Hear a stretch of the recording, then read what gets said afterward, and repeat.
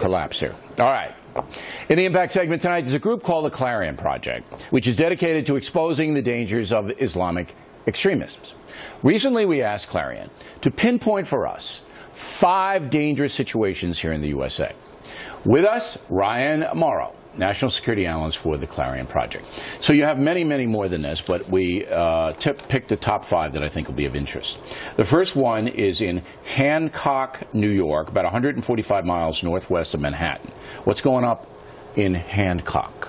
There's actually a place there called Islamberg. They have a sign that says, "Welcome to Islamberg." It's about a 60, 70-acre large compound, and it's the headquarters for a group called Muslims of the Americas that follows a radical cleric in Pakistan. The videotape that's on the screen is something that was given to me by law enforcement, showing them engaging in guerrilla warfare training at that Islamberg compound. Okay, so Islamberg, upstate New York, they have weapons. It's private property. Right. All right, they're training on the property. Can the authorities do anything about it?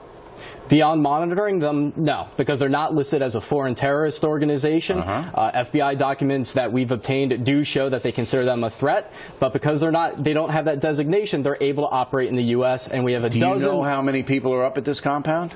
That specific one, no, but the estimates of the number of members that this group has across the country, they say they have 22 of these places across the country, is somewhere around 3,000. Training ground. Wow. All right, now we have the Dar el-Hara Islamic Center in Falls Church, Virginia. What's going on there? Right, a history of radical leadership over there. Anwar al-Awlaki used to be their imam before he went over and he joined Al-Qaeda. And there was even videotape that was taken of the current imam speaking recently in Virginia, where he specifically said that Muslims should be first in line to get the arms for jihad. All right, so at this center in Falls Church, there's an imam there presently, right, who wants to get arms for the jihad. He preaches that that is a requirement upon Muslims. Wow.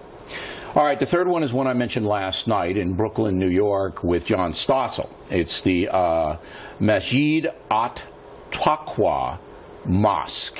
What's going on here? That's led by Suraj Wahhaj, one of the most radical imams in the country, yet he manages to be a rock star speaking at Muslim events across the country, and even college campuses. He's going to be in Dallas this weekend in Garland, Texas, for a big conference, and I brought that up to the imam we had on last night, who didn't seem to think this guy was so radical. He didn't address that. He was addressing the issue of whether he's been prosecuted, which is a whole nother thing. If you look at what he's been preaching, it's sheer anti-Americanism, turning America into a caliphate, and his mosque was even suing the NYPD because they were conducting surveillance on it. That's right, that de Blasio pulled off.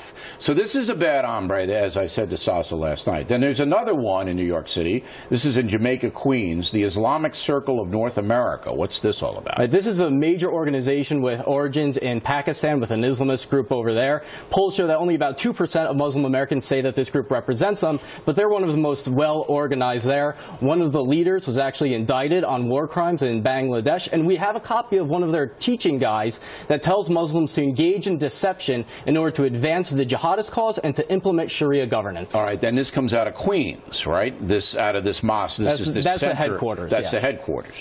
All right, and finally, and this is the most controversial one, you have CAIR, the Council on American-Islamic Relations, and they've been on this program. They do a lot of media. And what are you saying, that they're a dangerous group? Yes, they are basically a political influence operation of the Muslim Brotherhood, according to the Justice Department, not according to me. They specifically listed CAIR as an entity of the U.S. Muslim Brotherhood, specifically its Palestine committee that was secretly set up to advance the Hamas agenda. And the FBI wiretapped their leaders in 1993, talking about setting up CAIR so that they could influence the media in their direction. Well, and that's what they do. They come out and they say, look, we're moderates and we just want to give you our point of view. But you say that they're directly tied into terrorist groups? Into the Muslim Brotherhood, yes. Which is a terrorist group. Right, and Hamas is the Palestinian wing of the Muslim Brotherhood. Okay.